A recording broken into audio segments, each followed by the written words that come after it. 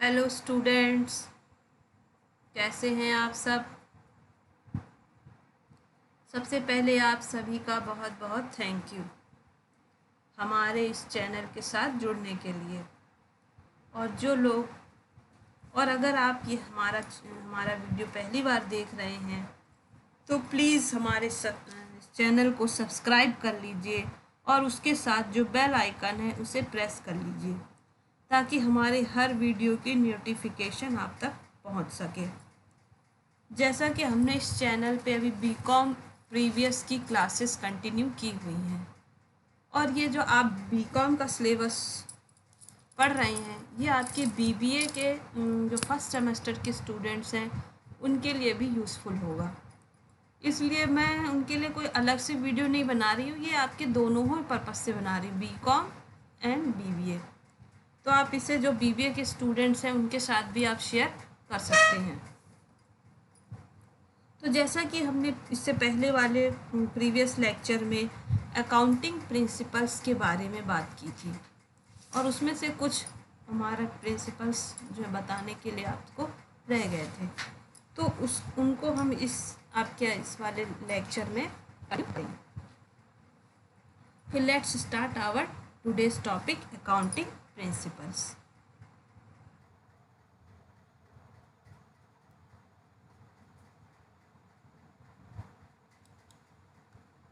Students, कल हम लोगों ने अक्रूअल कंसेप्ट तक की जो है ये कंसेप्ट्स प्रिंसिपल्स पढ़े थे। आज हमें रिवेन्यू रिकॉग्नाइजेशन कंसेप्ट के बारे में पढ़ना है। तो आपको मैंने कल के वीडियो में बताया था कि प्रिंसिपल्स क्या होते हैं। तो ये हमारे एक कॉमन रूल्स होते हैं, जनरल रूल्स होते हैं जो सभी अकाउंटिंग जो आपके जो अकाउंटिंग स्टेटमेंट्स बनाते समय सभी आपके ऑर्गेनाइजेशंस के द्वारा फॉलो किए जाते हैं और उन्हें फॉलो करना एक कंपलसरी होता है। उसी में आज हम ये revenue recognisation concept carry on करते हैं। ठीक है, तो रिवेन्यू रिकॉग्नाइजेशन कंसेप्ट या आप इसे रियलाइजेशन कंसेप्ट भी कह सकते हैं। इसका कहना है कि कोई भी इनकम या कोई भी अमाउंट जब तक आप उसे रिलीज़ ना कर लो, आप उसे अपने पास आपके उसमें अंडर में ना आ जाए, जब तक आप उसे एक तरह से कह सकते हैं आप वसूल ना कर लो, अर्न ना कर लो, तब तक उससे ये नहीं माना जाएगा कि वो आपकी इनकम है या आपको कोई रिसीविंग्स हुई है।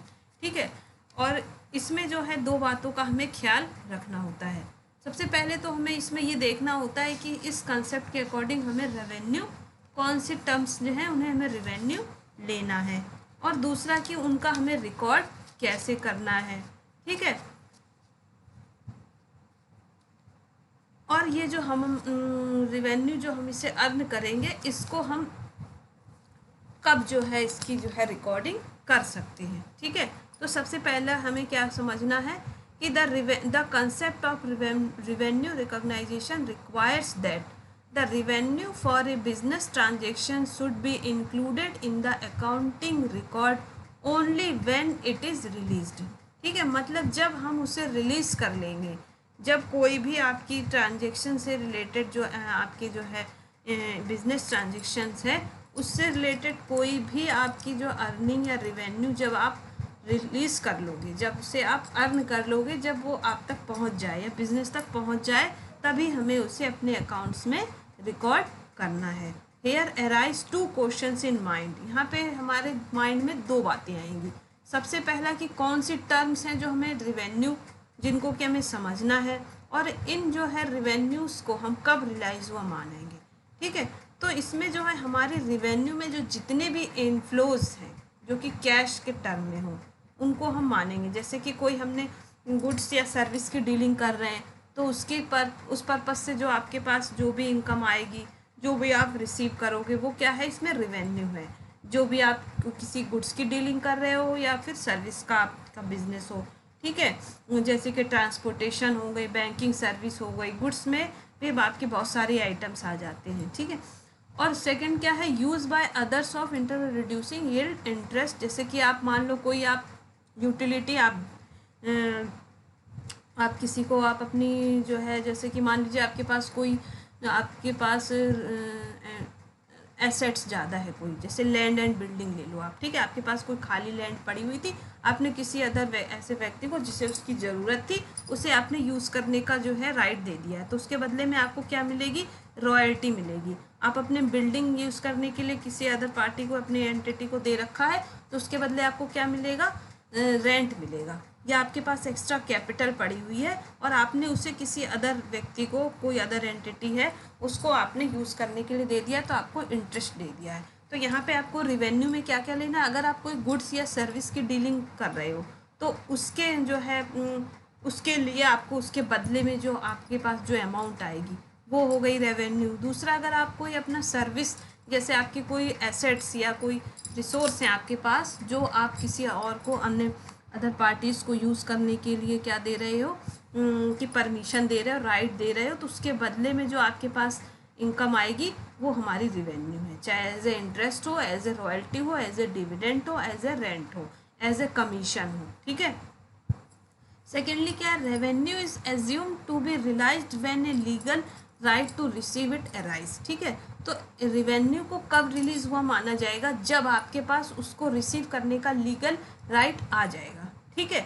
मान लीजिए जैसे कि लीगल राइट कब आ जाएगा, जैसे कि आपके पास किसी गुड्स के लिए आपके पास ऑर्डर आया, ठीक है, तो सिर्फ अभी ऑर्डर आ जाने मन से आप, ये आपके पास केवल ऑर्डर आ गया है तो आपको उसका अभी राइट नहीं होगा कि आप उसकी जो है उसके बदले में जो आप कोई अमाउंट प्राप्त कर सको, ठीक है, उसका जो है कॉस्ट प्राप्त कर सको। जब आप इसकी ऑर्डर का आप डिलीवरी कर दोगे उस अपने कस्टमर तक, तब आपके पास राइट हो जाएगा कि आप जो है इस के बदले में आप कोई जो अमाउंट प्राप्त करने की आपके पास राइट हो जाएगी। तो उस डेट से आप उस इनकम को रिलीज़ हुआ मानोगे। तो इसमें यह कहा है जिस दिन से आप राइट आपके पास आ जाए, उस इनकम का लीगल राइट आ जाए उसको रिलीज़ करने का या आप उसको एक्वायर करने का, तो ही उसी दिन से इसे अराइज हुआ माना जाएगा और तब आप उन्हें अपने अकाउंट्स में शो कर सकते हैं, ठीक है। पर the point of, for example है the point of time when goods have been sold और सर्विस हैज़ बीन रेंडर्ड, ठीक, जब आप गुड्स बेच दो और सर्विस आप रेंडर्ड कर दो, सर्विस आप प्रोवाइड करा दो, ठीक है। जब गुड्स का, जिस गुड्स का आपके पास ऑर्डर आया है आप उसकी क्या कर बेच दो, उसको आप डिलीवर करा दो, और सर्विस अगर आप दे रहे हो तो सर्विस आप प्रोवाइड करा दो, ठीक है। तब आपके पास राइट आ जाएगा कि उससे रिलेटेड, इस जो अभी आपने गुड्स या सर्विस है उससे रिलेटेड रिवेन्यू आपके पास आ सकती है, आपको उस चीज़ को रिसीव करने का राइट मिल जाएगा और उसी दिन से ये रिवेन्यू रिलीज हुई मानी जाएगी। Thus credit sales are treated as revenue on the day sales are made and not when money is received, ठीक है। तो अगर आप क्रेडिट सेल भी कर रहे हो, ठीक है, तो भी उसे रिवेन्यू माना जाएगा, चाहे भले ही उसके लिए आपने, जब आपने मनी रिसीव की हो या ना की हो। तो इसे हमें कब से अपने रिवेन्यू में इंक्लूड कर लेना है, जब आपने इस सेल को कंप्लीट कर लिया है, चाहे भले ही मनी आपने बाद में रिसीव की हो। तो जब आपने मनी रिसीव की है तब इसे नहीं हम इंक्लूड करेंगे, हमें कब करना है, जब आपने सेल्स के लिए कोई गुड्स या सर्विस जो है रेंडर्ड कर दी हो या गुड्स को प्रोवाइड करा दिया हो, अपना ऑर्डर कंप्लीट कर दिया हो, ठीक है। तो क्रेडिट सेल्स को भी हम रियलाइजेशन कंसेप्ट में इंक्लूड करेंगे, जो आपके, लेकिन आपके एक ऊपर क्या बाउंडेशन होगी कि आपने वो गुड्स या सर्विस जो है अपने कस्टमर तक पहुंचा दी हो, ठीक है। तो इसमें आप एज ए, हमने सच एज, अब as for the income such as rent, commission, interest, etc, these are recognised on the time basis, ठीक है। ये सारी चीज़ें जो टाइम बेसिस पे मिलती हैं, रेंट भी हमारा टाइम बेसिस पे, कमीशन, इंटरेस्ट, इन सभी को हम इसमें इंक्लूड कर सकते हैं। बस इसके साथ आपकी जो है कंडीशन ये है कि आपने उससे रिलेटेड जो है सर्विस या गुड्स या जो भी आपने अपना एसेट्स है वो प्रोवाइड करा दिया हो कस्टमर को, अपने जो आगे आपके जो नेक्स्ट जो आपकी सेकंड पार्टी है, ठीक है। फुल डिस्क्लोजर कन्वेंशंस, ठीक, कन्वेंशन क्या होते हैं, कुछ हमारे जो है एक तरह से आप कह सकते हैं परंपराएं, रीति रिवाज, और जो एक धारणा चली आ रही है किसी चीज़ के बारे में, उसको हम कन्वेंशन कहते हैं।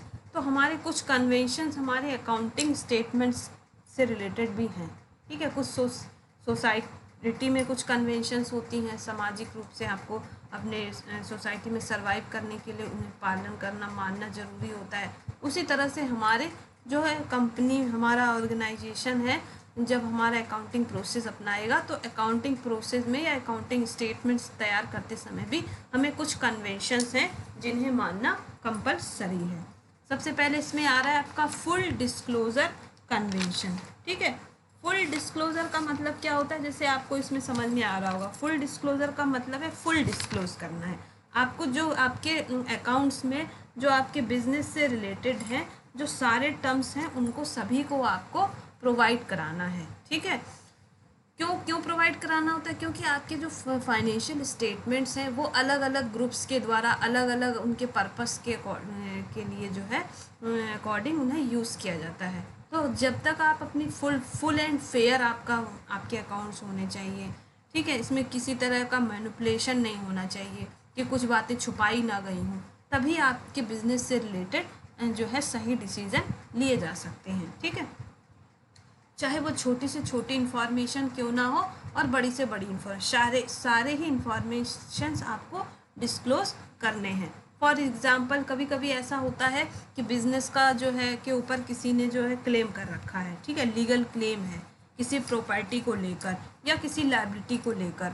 ठीक है, वो कोई वो ऐसा हो सकता है कि वो जिस डेट को आप अकाउंट्स तैयार कर रहे हो, फाइनल अकाउंट्स, उस डेट पर उस एसेट्स पे आपका राइट ना हो, या वो लायबिलिटी आपकी अभी डिस्क्लोज नहीं हुई कि आपकी लायबिलिटी है या नहीं है, पर उसको आपको एज ए कंटीजेंट लायबिलिटी या कंटीजेंट एसेट्स की तरह फुट नोट्स में दिखाना पड़ेगा कि ऐसा ऐसा हो सकता है। ठीक है, और ये जो है जैसे मान लीजिए आपकी इंश्योरेंस कंपनीज़ हैं, इंश्योरेंस कंपनीज क्या लेती, लाइफ इंश्योरेंस कंपनी जो आपको बताती हैं कि आप किसी पर्सन की, किसी इंडिविजुअल की लाइफ की पॉलिसी लेती हैं वो लोग। ठीक है, आप वो प्रीमियम पे करते हैं और अगर उस टाइम पीरियड में उसके जो इंडिविजुअल है कि डेथ हो जाती है तो वो डेथ की वजह पता करते हैं। ठीक है, उसमें कुछ कंडीशंस होती हैं कि किसी भी केवल नेचुरल डेथ पे ही वो लोग आपकी जो है क्या कहते हैं, कोई जो इंडिविजुअल जिसने पॉलिसी, लाइफ पॉलिसी ले रखी है,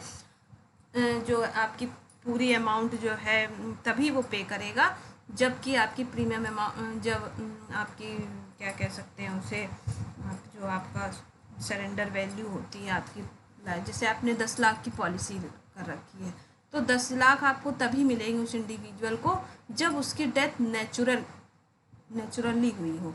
ठीक है, यही नहीं कि मान लीजिए कभी कभी ऐसा हो जाता है कि मर्डर हो जाता है किसी का एक्सीडेंट हो जाता है, तो इस तरह के कुछ उनकी जो है बाउंडेशंस होती हैं जो उसमें आपके नीचे लिखा भी होता है उनकी पॉलिसी में, टर्म एंड कंडीशंस अप्लाइड। ठीक है, उन्हें आपको सही से पढ़ना होता है।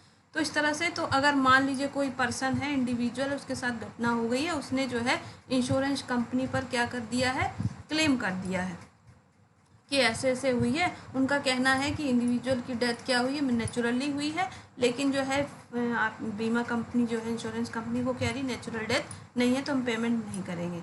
तो जो बीमा कंपनी है, इंश्योरेंस कंपनी, वो अपने फाइनल अकाउंट्स में जो फुट नोट्स में एज ए फुट नोट्स वो शो करेगी कि अगर मान लीजिए फाइनल जो आपकी क्लोजिंग डेट है, अकाउंट्स की क्लोजिंग डेट है, तब तक आपकी इस जो है लीगल क्लेम जो चल रहा है इसका कोई भी डिसीजन नहीं आया हो तो भी उन्हें वहाँ पे शो करना होता है। तो ये क्यों शो करना होता है कि फुल डिस्क्लोजर कन्वेंशन के कारण। ठीक है, और ये क्यों किया जाता है, information provided by financial statements are used by different groups of people such as investors हैं, लेंडर्स हैं, सप्लायर्स हैं, अदर्स हैं in taking various financial decision. क्योंकि जो ये सारे लोग आपके बिजनेस के साथ जुड़े हुए हैं, इनको आपके बिजनेस से रिलेटेड कुछ डिसीजंस लेने होते हैं और इसीलिए उन्हें अपने जो आपके फाइनेंशियल स्टेटमेंट्स में इंटरेस्ट होता है। तो आपको सही और फेयर, आपको एडिक्वेट डिस्क्लोज करना है, जो सही हो और जितना हो उतना ही करना है, ना ही अपनी तरफ से कुछ घटाना है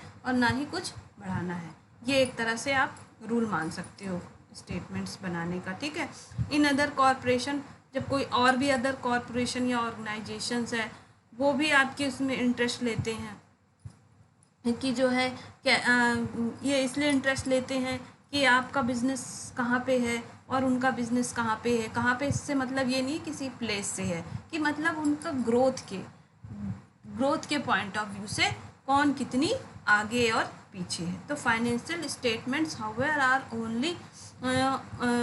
आर द ओनली और basic means of communicating financial information to all interested parties.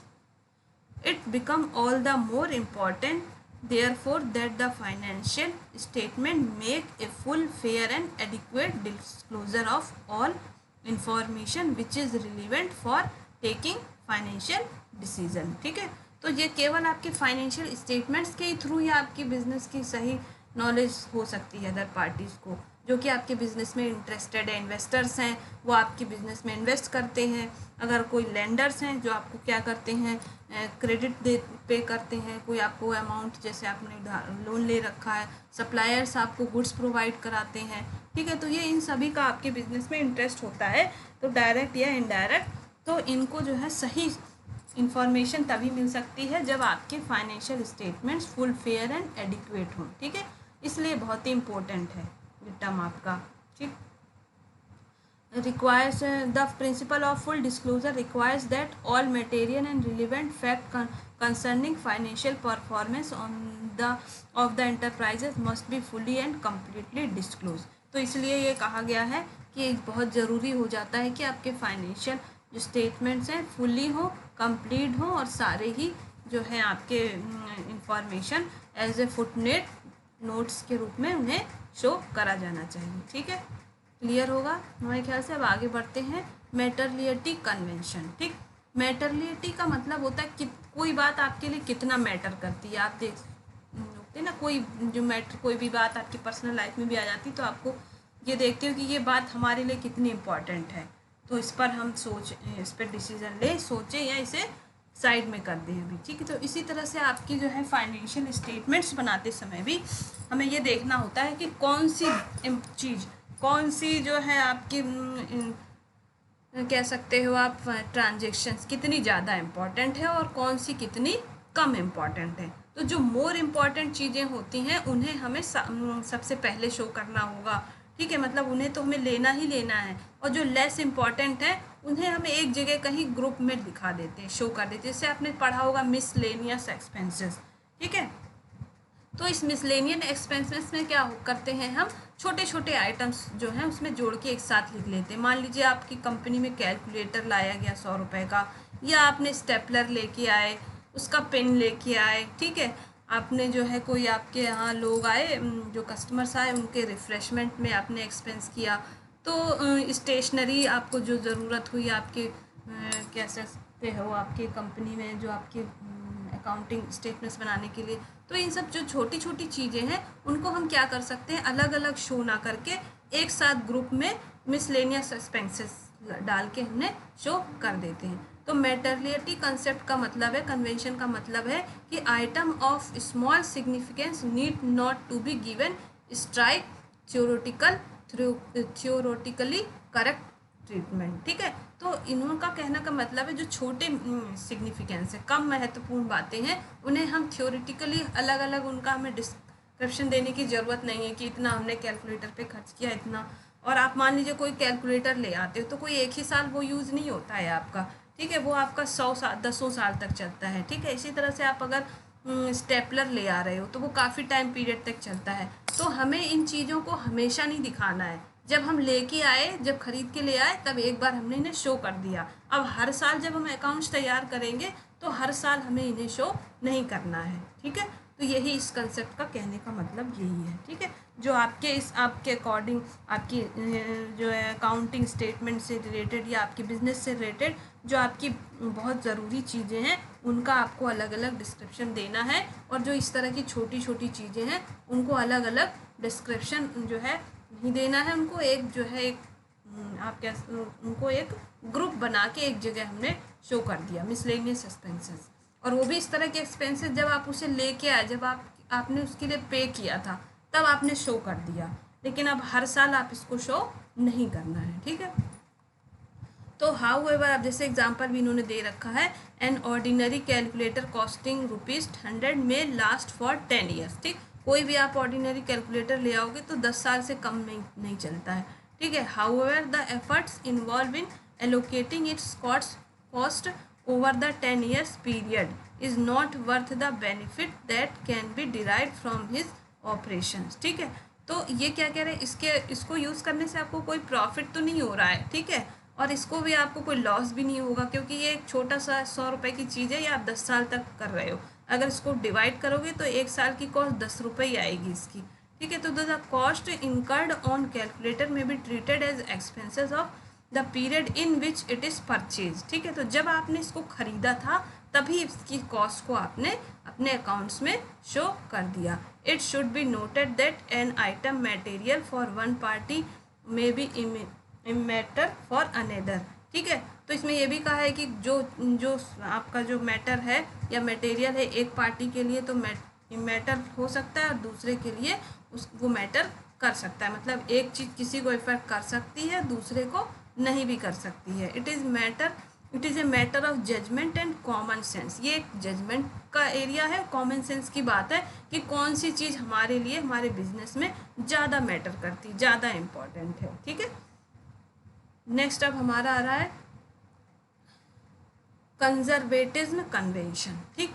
Conservatism का मतलब होता है यहाँ पे हिंदी मीनिंग इसकी होती है रूढ़िवादिता, ठीक है। तो रूढ़िवादिता से मतलब यहाँ पे ये है कि जब आपने सुना होगा पुराने लोग क्या करते थे, पुराने लोग क्या अभी भी लोग क्या करते हैं, अपनी इनकम का एक थोड़ा सा हिस्सा हर हमेशा जो है एक साइड में बचा के रखते हैं, ठीक है। आपने जो है अपनी जो सैलरी आई तो उसमें से 5% निकाल के रख दिया, या बिजनेस कर रहे हैं तो प्रॉफिट गेन किया तो उसका 5% निकाल के हमने अलग हटा दिया, ठीक है। तो इसका कहने का मतलब ये है, ये इसलिए है कि मतलब हमें अपनी फ्यूचर की जो है लोग ये क्यों करते हैं कि अनसर्टेनिटी अगर कोई हमारी लाइफ में आ गई, कोई बहुत बड़ा हम इंजर्ड हो गए या कोई एक्सीडेंट हो गया या मान लीजिए कोई बीमार पड़ गया, तो इस तरह की जो अनसर्टेनिटी है जिनके बारे में हमें पहले से पता नहीं है, इन फ्यूचर में जो होने वाले लॉसेस हैं उनसे हम फेस करने के लिए, उनको कवर करने के लिए हम पहले से ही थोड़ा बहुत बचा के रखते हैं, अपनी जो इनकम में से कुछ ना कुछ सेविंग्स रखते हैं। आपके फैमिली मेम्बर्स भी आपने देखा होगा, आपके पेरेंट्स भी ऐसा करते हैं कि मान लीजिए इन फ्यूचर कोई बहुत बड़े अमाउंट की अगर हमें ज़रूरत पड़ गई तो हम कहाँ से लाएंगे, तो वो उसके लिए वो पहले से ही रिजर्व्स बना के रखते हैं। तो इस कंसेप्ट में यही कहा जा रहा है इस कन्वेंशन में कि हमें अपने बिजनेस में भी जो अनफॉर्सीन आपकी कंडीशंस आगे आने वाली हैं, जो कि आपको पता नहीं है, अनसर्टेनिटी है, अनसर्टेन लॉसेज हैं, इन सब से निपटने के लिए हमें क्या करना है, पहले से ही प्रोविज़न्स जो हम ये रिजर्व्स बनाते हैं इसको हम एज ए प्रोविज़न्स या एज ए रिजर्व्स हम बनाते हैं, ठीक है। आपकी जो है आप कह सकते हो जो आपकी वैसे डेली यूज़ वाली लाइफ है इसमें हम इसे सेविंग्स बोलते हैं, पर बिजनेस में हम इसे प्रोविज़न्स या रिजर्व्स के नाम से जानते हैं। तो ये जो आपके जो प्रोविज़न्स और रिजर्व्स बनाए जाते हैं वो आपके इसी कन्वेंशंस के अकॉर्डिंग बनाए जाते हैं, इसी को फॉलो करते हुए बनाए जाते हैं, ठीक है। अभी आप जब आगे आप क्वेश्चन सॉल्व करेंगे, फाइनल अकाउंट्स के क्वेश्चन सॉल्व करेंगे, आपने किए भी होंगे तो आपने उसमें देखा होगा reserves for debtors, reserve for creditors, है ना, रिजर्व्स फॉर बैड डेट्स, ठीक है, डेप्रिसिएशन, ये सब क्यों बनाए जाते हैं, ये इसी पर्पस से बनाए जाते हैं, हमारे कन्वेंशन ऑफ कंजर्वेटिज्म के कारण बनाए जाते हैं, ठीक है। जो हमारे आगे मतलब कहने का मतलब इन शॉर्ट ये है कि आगे आने वाली जो हमारी लॉसेस या अनसर्टेनिटी से बचने के लिए हम अपनी जो है प्रॉफिट का एक पार्ट जो है हर साल एक पार्ट हम जो है अलग हटा के एक अलग रिजर्व्स में रखते रहते हैं, जमा करते रहते हैं और उसे एक नाम दे देते हैं कि ये रिज़र्व हमने किसके लिए बनाया है, डेप्टर्स के लिए, ये हमने रिजर्व्स किसके लिए बनाया है, क्रेडिटर्स के लिए, ये वाला रिजर्व हमने किसके लिए बनाया है, डेप्रिसिएशन के लिए। और जब उससे रिलेटेड कोई हमारे पास जब कोई लॉस आता है तो हम उससे कवर कर लेते हैं, ठीक है। अब ये डेप्टर्स क्या होते हैं, क्रेडिटर्स क्या होते हैं, ये हमने पहले आपके बेसिक टर्म वाले वीडियो में आपको बताया था, ठीक है। डेप्टर क्या होते हैं, जो आपने जैसे किसी को सेल किया है अपना प्रोडक्ट, क्रेडिट सेल किया है, तो आपके पास कैश आनी चाहिए पर उसके पास कैश नहीं थी इस कस्टमर के पास, तो उसने क्या कहा हम थोड़े दिनों के बाद देंगे, तो वो व्यक्ति आपके लिए क्या हो गया, डेप्टर हो गया।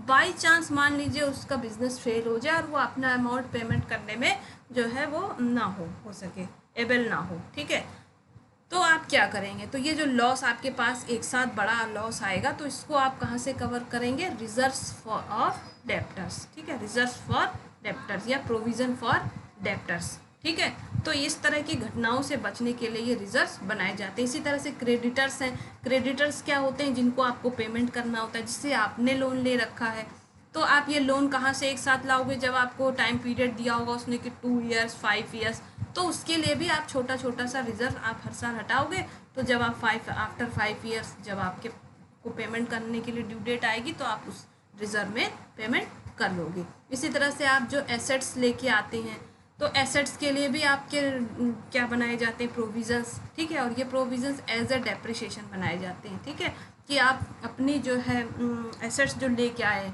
उसकी कॉस्ट का जो है इतना % आपको रिजर्व पड़ोगी, आपके 10% डेप्रिसिएशन, 5% डेप्रिसिएशन हर साल जो है आपके प्रॉफिट एंड लॉस अकाउंट में डेबिट किया जाता है, अपने लॉस आपके प्रॉफिट्स में से हटा के रखा जाता है। क्योंकि आपके जो एसेट्स होते हैं उनकी कैपेसिटी, वर्क करने की कैपेसिटी धीरे धीरे क्या होती, कम होती जाती है हर साल। जैसे आप कोई नया फ्रिज लेके आए अपने घर में, भी आपने देखा होगा, पहले साल तो वो बहुत अच्छा वर्क करेगा, बढ़िया एकदम, बहुत जल्दी कूलिंग होगी, बहुत पूरी बर्फ़ जम जाएगी हर जगह, आपने बहुत ज़्यादा पानी वगैरह हर चीज़, मतलब आप ये देखोगे, बस कहने का मतलब उसकी कैपेसिटी 100% होगी। फिर जब आप नेक्स्ट ईयर आओगे तो कुछ % वो डाउन हो जाएगा, 1-2%, ज़्यादा नहीं, 1-2% डाउन हुआ। इसी तरह से जब ऐसे टाइम पीरियड बीतता चला जाएगा, जब आफ्टर 10 ईयर्स या आफ्टर 15 ईयर्स आप देखोगे तो उस फ्रिज में बहुत ही उनकी कैपेसिटी बहुत ही 10% के बराबर होगी। तो अब आपको क्या करना होगा, रिप्लेस करना होगा इसे। तो रिप्लेस करने के लिए क्या करना है, आपको फ़ंड चाहिए। तो ये फ़ंड कहाँ से आएगा, जो आपने अपने सेविंग्स में बचा के रखा है। तो सेविंग्स इसीलिए बनाए जाते हैं कि हमें क्या करना है, जो आगे आने वाले बड़े खर्चों से निपटने के लिए या बड़े जो हमारे जो लॉसेस हो जाए उनसे बचने के लिए। तो इसी तरह से हमारी फर्म या जो हमारी कंपनी ऑर्गेनाइजेशन में भी इन जो है एसेट्स के लिए भी, जैसे कोई मशीन आई तो पहले साल ज़्यादा वर्क करेगी, प्रोडक्शन करेगी, दूसरे साल और थोड़ा कम करेगी। इस तरह से अगर 10-15 साल तक हम उसका यूज़ लगातार करते जाएंगे तो एक टाइम ऐसा आएगा जब वो बिल्कुल भी वर्क करने योग्य नहीं होगी, तब हमें क्या करना होगा, रिप्लेस करना होगा। तो ये रिप्लेस कहाँ से करेंगे, हमने जो अपने प्रॉफिट्स में से डेप्रिसिएशन के लिए रिजर्व बना रखा था उससे हम इसे जो है रिप्लेस कर देंगे, ठीक है। तो ये रिजर्व्स जो बनाए जाते हैं और प्रोविजंस हमारे कंजर्वेटिज्म कन्वेंशन के कारण या इसकी वजह से ये इसमें ऐसा कहा गया है, ये करना हमारे लिए ज़रूरी है, तभी हम बिज़नेस को आगे सर्वाइव करा पाएंगे, ठीक है। नेक्स्ट अब हमारा आ रहा है कंसिस्टेंसी कंसेप्ट। कंसिस्टेंसी कंसेप्ट का मतलब है कि जो हमारे जो अकाउंट्स बनाए जाएंगे हर ईयर, जो उसमें रूल फॉलो किए जाएंगे उसमें कंसिस्टेंसी होनी चाहिए, मतलब एक रूपता होनी चाहिए, एक जैसे होने चाहिए। ऐसा नहीं हमने पिछले साल कोई और रूल फॉलो कर लिया और अगली साल हम जो है नेक्स्ट कोई दूसरा रूल बना लिया। हमने पहले साल हमने जो अकाउंट्स बनाए थे डबल एंट्री सिस्टम से बना लिए, दूसरे साल हमने सिंगल एंट्री सिस्टम से बना लिए।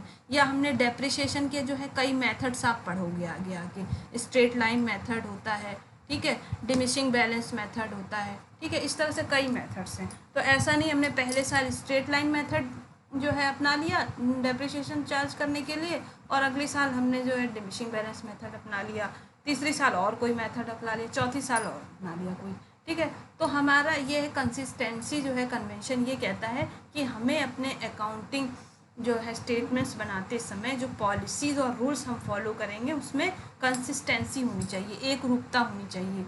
एक हमने कोई जो रूल अपना लिया उसे ही हमें आगे तक चलाना है। ऐसा क्यों होता है, ऐसा इसलिए बनाया गया है ताकि आपके जो अकाउंट्स में है कंपेयर कर सको आप। कंपेयर आपको करना होता है प्रीवियस ईयर्स के अकाउंट्स में से प्रीवियस जो टाइम पीरियड आपका बीत चुका है, या आपके अदर कोई कंपिटिटर्स हैं, राइवल्स हैं, उनके जो आपके पोजीशन से आपको भी अपनी स्टेटमेंट्स मैच करने होते हैं, कंपैरिजन करना होता है। तो आपके उसमें जो अकाउंट्स में जो आपके यूनिफॉर्मिटी आने के लिए, और आप जब तक आप कंपेयर तब तक सही से नहीं आप कर पाओगे जब तक उसमें यूनिफॉर्मिटी ना हो, सिमिलरिटीज़ ना हो। तो ये सिमिलरिटीज़ लाने के लिए क्या करते हैं हम, एक जैसे कायदे कानून, एक जैसी पॉलिसीज, एक जैसे रूल्स आपको अपनाने होते हैं। तो कंसिस्टेंसी कंसेप्ट क्या कहता है हमारा कन्वेंशन, कि जो भी रूल हम अपनाएं, जो भी हम पॉलिसीज़ अपनाएं या मेथड अपनाएं, वो सेम होने चाहिए। ठीक है, तो the convention of consistency require that once a firm decided on certain accounting policies and method and has use these for some items, it should continue to follow the same methods or procedures of all subsequent similar events and transactions। जो हमारे similar events हों और transactions हों, उनसे related जो भी हमने rule अपनाया है उसी को हमें आगे भी कंटिन्यू करना चाहिए। ठीक है, फॉर एग्जांपल इन्होंने दे रखा है, अगर डेप्रिसिएशन हम फिक्स एसेट्स मेथड के अकॉर्डिंग में फिक्स एसेट्स पे जो हम डेप्रिसिएशन चार्ज करते हैं वो अगर स्ट्रेट लाइन मेथड यूज़ कर रहे हैं तो हमें यही मेथड आगे भी फॉलो करना है। ठीक है, या अगर हमने डिमिनिशिंग बैलेंस मेथड अपना लिया है तो इसे ही हमें आगे फॉलो करना है। ठीक, तो नेक्स्ट अब ये आपके सारे कंसेप्ट्स और कन्वेंशंस कवर हो गए, कंप्लीट हो गए। ठीक है, और कोई दिक्कत आए तो आप जो है कमेंट सेक्शन में आप कमेंट करके दोबारा से आप पूछ सकते हैं, तो उससे क्लेरिफाई हम लोग दोबारा करेंगे। ठीक, अब आ रहे हैं आपके ये सिस्टम्स ऑफ अकाउंटिंग, ये भी आपको जान लेना बहुत कंपलसरी है। एक होता है डबल एंट्री सिस्टम, दूसरा होता है single entry system. Double entry system जो है आपका डुअल एस्पेक्ट कंसेप्ट के अकॉर्डिंग वर्क करता है। डुअल एस्पेक्ट कंसेप्ट हमारा क्या कहता है कि हमारे हर ट्रांजेक्शन्स के दो साइड्स, हर ट्रांजेक्शन से हमारे दो साइड्स इफेक्टेड होंगे, दो एस्पेक्ट इफेक्टेड होंगे, इसलिए हमें हर ट्रांजेक्शन का दो जगह पर, है ना, टू प्लेसेस पे हमें क्या करना है, ट्रांजेक्शन रिकॉर्ड करना है, और टू प्लेसेस पे और टू साइड्स में।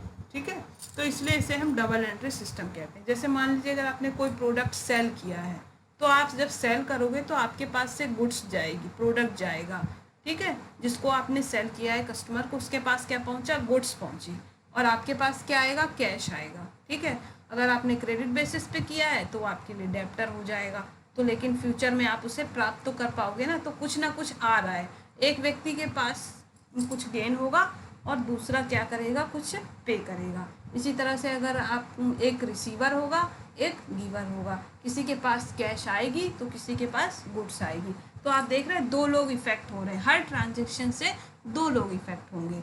अगर आपकी मैनेजर सैलरी दे रहा है तो मैनेजर के पास से कैश जा रही है तो दूसरे के पास आ रही है। ठीक है, कमीशन एक के पास आ रही है, दूसरे के पास से जा रही है, तो दो लोग प्रभावित हो रहे हैं। इसलिए इस सिस्टम के अकॉर्डिंग हमें हर ट्रांजेक्शन्स का रिकॉर्ड टू साइड्स में करना है और टू प्लेसेस पे करना है, और इसमें ये जो टू साइड्स हमारे डेबिट और क्रेडिट के नाम से जाने जाते हैं। ठीक है, कुछ लोग कहते हैं और हर डेबिट का एक क्रेडिट होगा। ठीक है, अगर आप कोई अमाउंट डेबिट करोगे तो उतना ही आप अमाउंट आपको अलग अकाउंट में के नाम से क्रेडिट करना होगा। ठीक है, कुछ लोग डेबिट क्रेडिट के बहुत सारे मतलब निकालते हैं। डेबिट का मतलब इंक्रीजिंग बताते हैं, कोई लोग बताते हैं रिसीविंग्स है।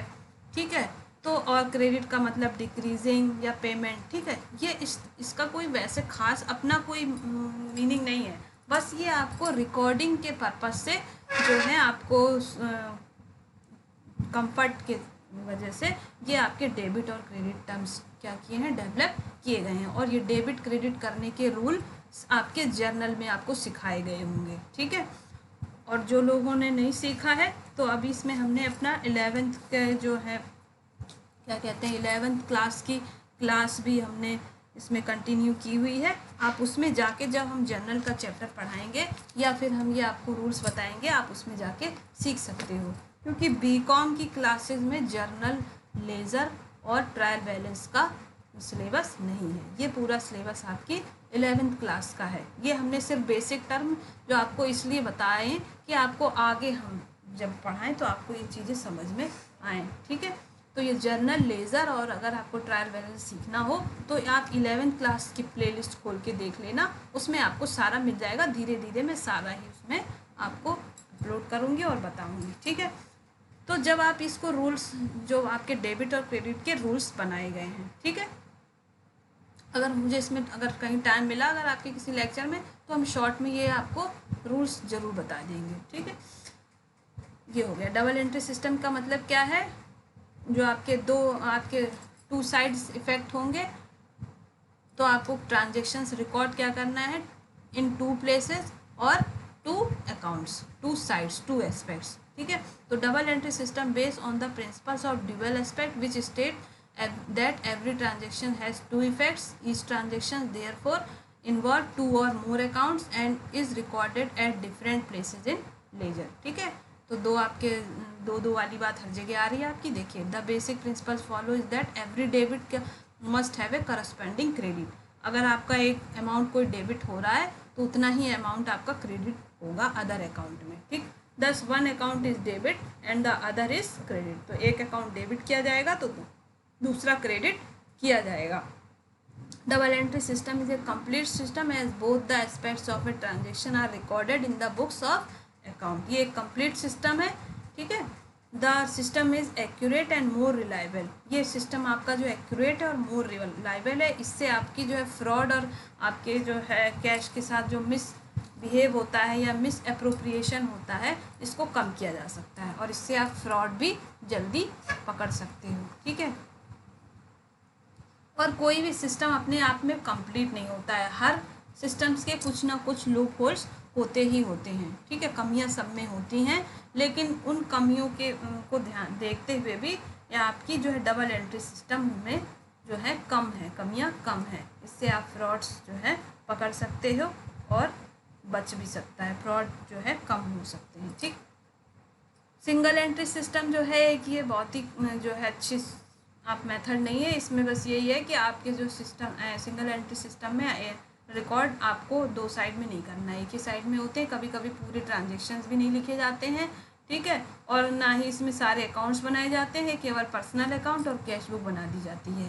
जबकि डबल एंट्री सिस्टम में आपके सारे अकाउंट्स बनाए जाएंगे, हर जो भी आपका आइटम आएगा उसका अलग से एक अकाउंट बनेगा ही बनेगा।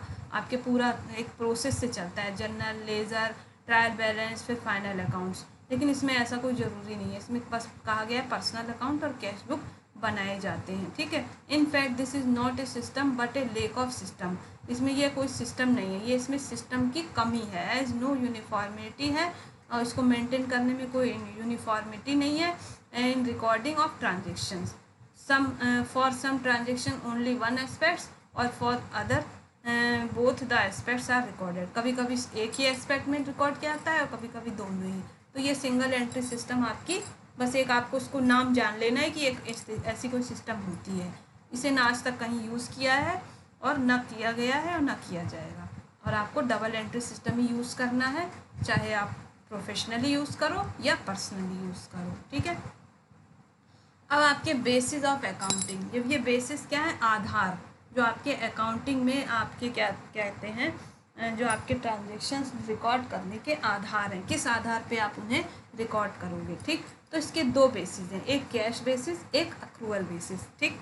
कैश बेसिस का कहना है कि जब आप कोई कैश रिसीव करोगे तभी आप रिकॉर्ड करोगे, या कैश कोई आपने पेमेंट की तभी आप रिकॉर्ड करोगे, ठीक है। यानी जब आप इनकम जनरेट करो, जब कैश आपके पास पहुंच जाए जिस डेट को, चाहे वो किसी भी टाइम पीरियड से रिलेटेड हो, ठीक है। और जब आपने पेमेंट किया हो, चाहे वो किसी भी टाइम पीरियड से रिलेटेड हो, तो जब रिसीविंग होगी और जब पेमेंट होगी तभी आप रिकॉर्ड करोगे, ठीक है। इसमें केवल कैश ट्रांजेक्शन्स रिकॉर्ड किए जाएंगे, क्रेडिट वाले नहीं किए जाएंगे। इनका कहने का ये मतलब है, जैसे मान लीजिए आपने कोई प्रोडक्ट सेल करा है क्रेडिट में, तो उसे आपको इसमें रिकॉर्ड नहीं करना है। तो ये कब रिकॉर्ड करोगे, जब वो कैश उससे रिलेटेड आपके पास आ जाएगी। इसी तरह से कोई आपने एक्सपेंस है जो पेमेंट करना है अभी नहीं किया है, जैसे किसी वर्कर की सैलरी देनी है, वेजेस देना है, या कोई कमीशन पे करना है, रेंट पे करना है, इलेक्ट्रिसिटी बिल पे करना है, या कोई प्रोडक्ट रॉ मटेरियल आप लेके आए हो, इस तरह के तमाम खर्चे होते हैं जो कि बिज़नेस में या एक बिज़नेस ऑर्गेनाइजेशन में पेमेंट करना होता है।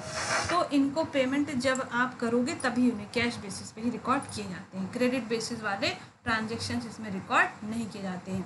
दूसरा है आपका एक्रूवल बेसिस।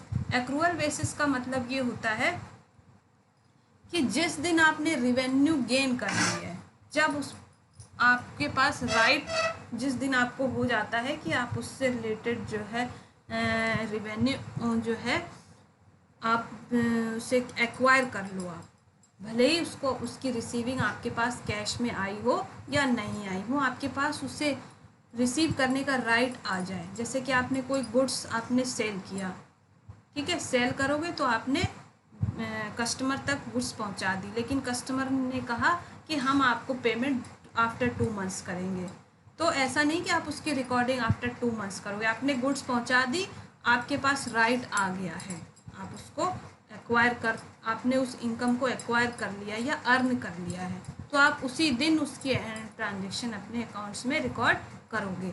इसी तरह से कोई अगर पेमेंट आपको करनी है और आपने अभी नहीं की है, लेकिन आपके ऊपर उसको पे करने का ऑब्लिगेशन आ गया है, ठीक है, अगर वर्कर्स की सैलरी आपने जनवरी में नहीं दी है लेकिन आपको देना है, वो ड्यू हो गई है, तो उसे आप जनवरी में ही रिकॉर्ड करोगे, ना कि अगर आपने मार्च में दी है तो मार्च में, ठीक है। तो कहने का मतलब है कि एक्रूअल बेसिस में आपको क्रेडिट और कैश दोनों ही ट्रांजेक्शन जो है रिकॉर्ड करने हैं, ठीक है। जिस दिन आपने इनकम अर्न कर ली है, चाहे मिली हो या ना मिली हो, उस दिन भी आपको रिकॉर्ड करना है, और जब आप मिल जाएगी तब भी आप उसे रिकॉर्ड करोगे, ठीक है। और कैश वाले में क्या था, केवल कैश ट्रांजेक्शन्स को आपको रिकॉर्ड करने हैं, और जब भी कोई पेमेंट आपकी ऑब्लिगेशन आपके ऊपर आ गया है, पे करने का उत्तरदायी तो आपके ऊपर आ गया है, तभी आपको उसे रिकॉर्ड करना ही करना है। इससे क्या होगा कि जो आपकी एक्चुअल टाइम पीरियड की सही प्रॉफिट एंड लॉस आपको पता चल पाएगी, ठीक है, सही इनकम और सही एक्सपेंस का अंदाज़ा होगा, और इससे क्या होगा, सही फाइनेंशियल पोजीशन उस टाइम पीरियड की आपको पता चल पाएगी, ठीक है। तो under the accrual basis however revenue and cost are recognised in the period in which they occur rather than they are paid. A distinction is made between the receipts of cash and the right to receive cash and payment of cash and obligation to pay cash, ठीक है। इसका मतलब ये कह रहे हैं कि जब आपके पास कैश को रिसिप्ट करने का राइट आ जाए और पेमेंट करने का ऑब्लिगेशन आ जाए, तो ही आपको तब से रिकॉर्ड आपको कर लेना है। दस under this system the monetary effect of a transaction is taken into account in the period in which they are earned rather than in the period in which cash is actually received or paid by enterprises, ठीक है। तो इसको जब आपने earn कर लिया है उसी टाइम पीरियड में ये इफेक्टेड होगा, ना कि तब जब आपने उसे रिसीव किया एक्चुअली में या एक्चुअली में पे किया है, ठीक है। ये हमारे मेन जो है इसके आपके कह सकते हो प्रिंसिपल्स और बेसिस हो गए, और ये आपका अकाउंटिंग की जो है सिस्टम हो गए, ठीक। अब ये आपके अकाउंटिंग प्रिंसिपल्स हैं, ये आप पढ़ लेना, ये जो है मोर इम्पॉर्टेंट नहीं है और इसमें से क्वेश्चंस भी नहीं आते हैं, फिर भी हम आपको शॉर्ट में बता दे रहे हैं। स्टैंडर्ड्स क्या है, ये रूल और रेगुलेशन जो बनाए ऊपर आपने पढ़े, ये जनरल हैं आपके, गैप्स जिनको भी बोलते हैं हमने, जनरली एक्सेप्टेड अकाउंटिंग प्रिंसिपल्स, ठीक। उसके बाद अलग अलग लोग आए, अलग अलग आपके जो है पार्टीज़ आए, अलग अलग ग्रुप्स आए लोगों के, उन्होंने अलग अलग स्टैंडर्ड जो है इससे रिलेटेड अलग अलग टाइम पीरियड पर जो है डेवलप किए, उन्हीं को हम अकाउंटिंग स्टैंडर्ड बोलते हैं, ठीक है। ये ऐसे रूल्स और एक्शंस हैं जो कि अकाउंटेंट्स आ गए कभी, जैसे कि आपने पढ़ा होगा, सुना होगा कि इंस्टीट्यूट ऑफ चार्टर्ड अकाउंटेंट्स हैं, है ना। तो इस तरह की जो संस्थाएं अलग अलग देशों में अलग अलग नाम से डेवलप होती चली गई, तो इन्होंने जो है इनको अलग जो है कुछ अलग अलग रूल्स रेगुलेशन अपने अकॉर्डिंग फिक्स कर लिए, तो वही आपके अकाउंटिंग स्टैंडर्ड माने जाते हैं, ठीक है। इसको जो है जनरली एक्सेप्टेड नहीं है ये, ठीक है। ये जो है कुछ विशेषज्ञों ने, कुछ जो आपके कह सकते हैं अकाउंटेंट्स हैं, जो अलग अलग ग्रुप्स आते हैं टाइम टाइम पर बनाए जाते हैं, बनाए हैं और इशू किए हैं, ठीक है। इसमें जो है आपके अकाउंटिंग जो है आपकी प्रोसेस या प्रेजेंटेशन, ये सभी चीज़ों को इन्होंने इसमें इंक्लूड किया है, ठीक। तो ये जो अकाउंटिंग स्टैंडर्ड है ये हमारी जो है इंडिया में तो 1977 में डेवलप हुआ, ठीक है। इसके लिए जो है एक बनाई गई इन ऑर्डर टू हार्मोनाइज, ये क्यों बनाई गई, सभी देशों की अकाउंटिंग जो है आपकी पॉलिसीज़ को एक जैसा बनाने के लिए, ठीक है। Accounting policies and practices, the institute of chartered accountant of India form the accounting standards board in April 1977 में, मतलब इंडिया में इसे 1977 में ICAI के द्वारा जो है बनाया गया। और इसे आप कह सकते हो अकाउंटिंग स्टैंडर्ड बोर्ड, इसके जो ICAI का अकाउंटिंग स्टैंडर्ड बोर्ड था उसके द्वारा इसे डेवलप किया गया। तो accounting standard board includes representative from industries. ये जो बोर्ड होता है इसमें जो उद्योगों के जो की तरफ से कुछ लोग प्रेजेंट होते हैं, कुछ गवर्नमेंट की तरफ से होते हैं और कुछ इंस्टीट्यूशन की तरफ से होते हैं। तो इन सभी के रिप्रेजेंटेटिव आपस में मिलके मीटिंग करते हैं और जो उन्होंने अपने अकॉर्डिंग कुछ रूल्स बना लिए और वही हमारे अकाउंटिंग स्टैंडर्ड के रूप में फेमस हो गए। और जो है आप कह सकते हो कि इंटरनेशनल लेवल पर 1973 में जो बनाई गई थी एक संस्था, ठीक है, यही accounting standard at international level. तो यहाँ पे इंडिया में 73 में आई थी और आपके जो आप कह सकते हो इंटरनेशनल लेवल पर 1973 में जो है इसका जो है 29 जून 1973 में इंटरनेशनल अकाउंटिंग प्रिंसिपल्स के जो आपके स्टैंडर्ड्स हैं इनका डेवलपमेंट किया गया था, एक जो है इंटरनेशनल अकाउंटिंग स्टैंडर्ड बोर्ड के द्वारा। ठीक है, बस आपको इसके बारे में एक थोड़ा सा बस ये पढ़ लेना है कि होते क्या, पर इससे ना कभी क्वेश्चन आए हैं ना आएंगे। ठीक है, बस आपको इससे ये पूछ लेना है, पढ़ लेना है, क्योंकि आपके में अगर शॉर्ट क्वेश्चन अगर ऑब्जेक्टिव आते हैं, शायद नहीं आते हैं बीकॉम फर्स्ट ईयर में तो नहीं आते हैं, आपका डिस्क्रिप्टिव पेपर ही होता है। तो बस आपको ये पढ़ लेना है। हाँ, आगे आपको कंपटीशन में ये पूछे जा सकते हैं कि अभी तक 27 अकाउंटिंग स्टैंडर्ड डेवलप हो गए हैं। ठीक है, तो कब कौन सा अकाउंटिंग स्टैंडर्ड में फर्स्ट में क्या है, 2 में क्या है, थर्ड में क्या है ना। तो बस आपको ये सिर्फ नाम रट लेना है, वो भी आपको अगर आप किसी कंपटीशन की तैयारी कर रहे हो तो उसके लिए ये इम्पॉर्टेंट है कि अकाउंटिंग स्टैंडर्ड फर्स्ट में क्या, प्रेजेंटेशन ऑफ फाइनेंशियल स्टेटमेंट्स के बारे में रूल है। 2 में हमारी इन्वेंट्रीज़ जो होती हैं, हमारी इन्वेंट्रीज़ का हम कैलकुलेशन कैसे करेंगे। 3 में हमारे जो है आ गया है शायद कैश फ्लो स्टेटमेंट है, ठीक है, जो कि अब आगे पढ़ोगे। फिर उसके बाद है 4 में क्या है, डेप्रिसिएशन से रिलेटेड है। इस तरह से अलग अलग जो है आपके अकाउंटिंग स्टैंडर्ड में अलग अलग चीज़ों से रिलेटेड आपके रूल्स बनाए गए हैं। ठीक है, तो इसको आपको जो है सिर्फ इसके नाम पढ़ लेना है कि कौन से में क्या है, आपके जो है कौन से 1 में क्या है, 2 में क्या है, 3 में, बस इसमें इतना ही है। ठीक है, अब ये है आपका जो है ये लेक्चर आपका यहाँ पे ख़त्म होता है। ठीक है, ओके स्टूडेंट्स। तो आपको अगर इसमें कोई टर्म जो है जिसमें आपको थोड़ी सी कन्फ्यूज़न रहा हो, ना समझ में आया हो, तो पहले तो आप इसे जो है रिवाइंड करके देखिएगा, उसके बाद भी ना समझ में आए तो आप जो है हमें कमेंट करिएगा। ठीक है, okay students, thank you for watching this video.